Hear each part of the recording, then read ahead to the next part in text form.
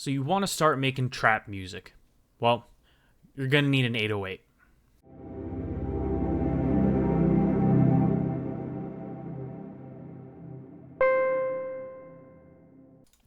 Chances are, if you're making trap music, you probably already know what an 808 is. But for those of you that don't know, an 808 is a bass sound named after the Roland TR-808 drum machine. And it sounds a little bit like this.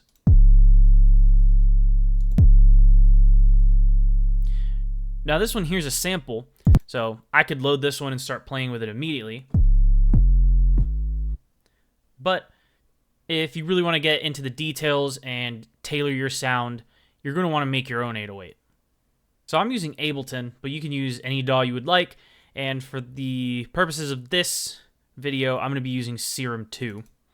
Now, again, you can use any synthesizer you want. The basic sound we're using is available in any synthesizer. So, Ableton has its own built-in one. There's Massive, there's Serum, there's Vital. Whichever one you use, you're going to be able to recreate this without a problem. So, for our first oscillator, which is what makes the sound, we're going to go to this default shapes, and we're going to go to a sine wave. And whichever one you're using, just pick whatever sine waves there are. And sine wave looks like this. Yours may or may not have a visual of the wave that you're using. And this is what a sine wave sounds like. Pretty plain, so we're going to have to give it a couple of things to really make it sound like the signature trap 808 sound. So what we're going to want to do is mess with envelope 1. Now, envelope 1, that is, in most synthesizers, that's going to be your amp envelope, which is going to control the overall noise of your synthesizer. So we have a couple of parameters here. So we have attack, which is pretty much how long it takes to go from when you press the key to the maximum volume. Then we're going to have hold, which is the time before it starts to decay or to fall off. Then the decay is how long it is going to go down to the sustain level. And then from the sustain to the release, which is when the sound cuts out. So we bring up the attack a long way. It's going to take a really long time for the sound to come. Naturally, for a sound as punchy as an 808, we're going to want the attack all the way down. So you already kind of hear that transient sound going on where it's kind of like that click. We're getting there. Now, obviously, it leaves kind of a trail when you hit it because it's essentially like you're hitting a kick drum with a long kind of bass trail after it. So we're going to want to bump up the sustain. We're also going to bump up the release.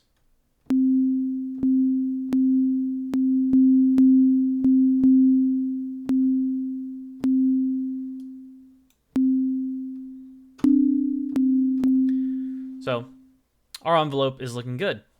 Now, while we're affecting that envelope, we're going to have a second envelope here in which we are going to try to make it as pretty much like this little sliver type of thing. Just a little hold. So we want like this little peak kind of sound. And then this is going to modulate the global pitch. So we pick envelope 2 as the source, and then destination, we go to global, and we go to main tuning. And what this is going to do is it's going to track the tuning based on this. All right. So now when we turn it up,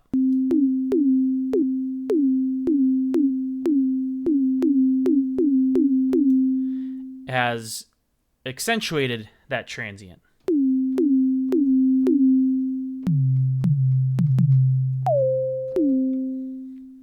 Now, this is obviously a higher pitched one, so we're going to go here in the octave and bring this down 2 octaves. We want a bass sound.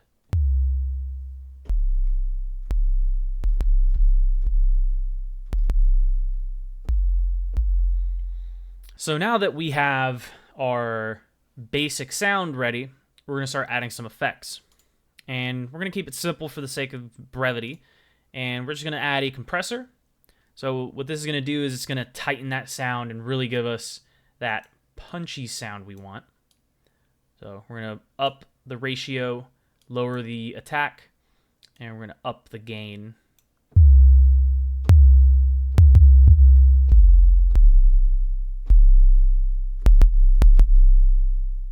Now, if you can notice, it's a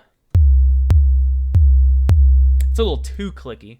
So one thing we can do is we can add a filter here, and this little cutoff, that's just filtering out the high end. So we're going to want to get rid of those dissonant frequencies.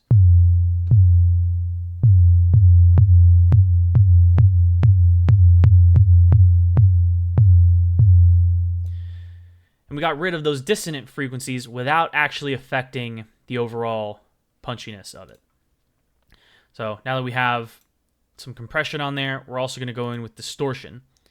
And again, this is one of the perks of being able to make your own 808s. You can adjust it any way you want it. So now that we have a sort of completed sound, it doesn't just have to stop here. You can always revisit it, and you can change, add some distortion, you can add a flanger, you can add whatever you want. You can tweak it a little bit, maybe add some more sustain to it, whatever you want. You can even tighten it, and you can also use this very basic synthesized bass to make other ones, which we will cover in future videos.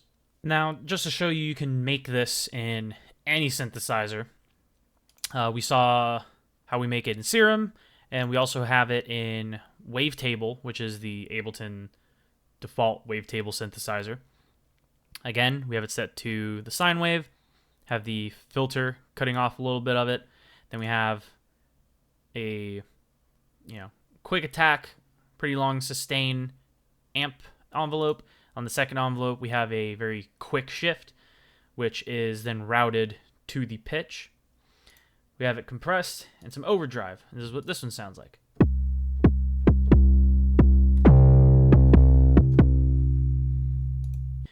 Then we also have it over here in massive.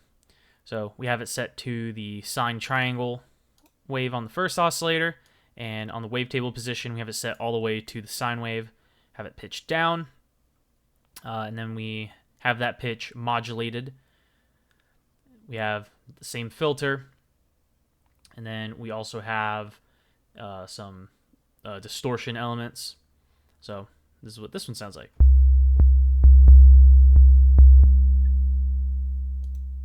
So as you can see, you can make this in any synthesizer. Now you can go and make your own 808 basses. If you like this video, or if this video was helpful, leave a like and hit that subscribe button. Leave a comment and let me know what you want to see next. Until next time, peace.